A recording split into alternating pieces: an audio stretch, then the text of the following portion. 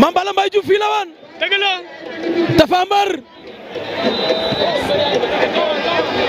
ñaari mbër yaa ngi ci gaaw gi. arbitre def na avertissement Tapha Mbeur. daa arbitre Tapha Mbeur ndax daa toj ne si tànku Mame Balla. ci kaw tànku Mame Balla. combat bi dafa mel ne.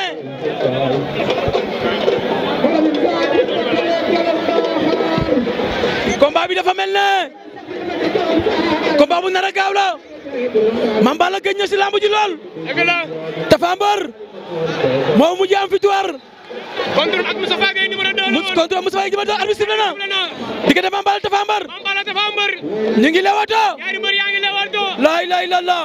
Mame Balla moo féete seen jàmm. Mame Balla Tapha Mbeur ñu ngi leewatoo. moo féete seen ndeyjoor. waaw ndeysaan Tapha Mbeur.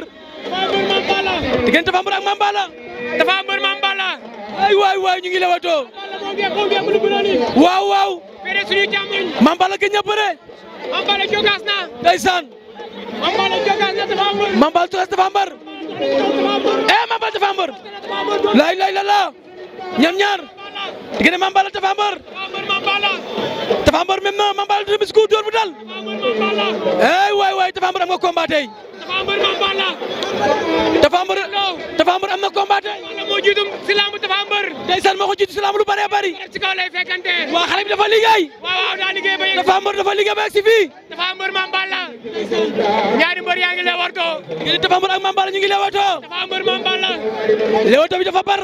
diggante Pikine ak Parcelles. waa Pikine Parcelles lamb yàgg na dox seen diggante. Tapha Mbeur Mame Balla. Eumeu Sène doorante nañu. Eumeu Sène Modou Lo. ndeysaan. Mame Balla ngi dox si kawam. waaw ndeysaan. Mame Balla nag dafa mel ni ñëw daa bëgg a dirigé. jël la tànk ba. Mame Balla. Mame Balla koy mbot. Mame Balla Tapha Mbeur. Mame Balla koy mbot. Mame Balla. Mame Balla daan na ko. Mame Balla daan na Tapha Mbeur. Mame Balla daan na Tapha Mbeur. ay Pikine Parcelles. ay waay waa Pikine waay. ay Pikine Parcelles. ma ne la géeja waay ndam li dem na fa. ay Pikine Parcelles. ne woon na ko dinaa la duma dinaa la daan. ay Mame Balla daan na Tapha Mbeur. ne woon na ko xale man ma gëmay. il est champion. leen daanaan. diggante Elmo TV ak Tektal TV ñoo seqal lamb ji. Mame Balla daan na ko. Mame Balla daan na Tapha Mbeur. Mame Balla daan na Tapha Mbeur. ko internet yi. diggante Mame Balla la woon ak Tapha Mbeur. Mame Balla c'est un lutteur coriace, un lutteur qui freine. moo fi daan Moussa Ndoye moo fi daan champion yi waaye Tapha Mbeur tu n'es pas démérité daan nga Tapha Gueye 2 daan nga say morom Tapha Mbeur bul démérité.